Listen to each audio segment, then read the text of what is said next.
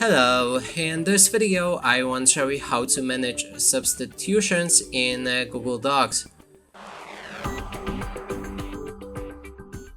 To do this, first we'll need to click on the Tools, navigate to Preferences, then find the Substitutions, and inside you'll be able to enable or disable automatic substitutions.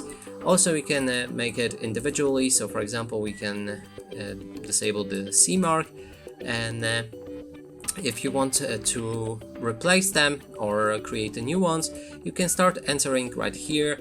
So for example, we can make this, and then it should make the capital A from the thing that I just inserted right here. And that's how you do it. And that's it for this video. Hope you like it. Please consider subscribing to our channel, leave a like and a comment below.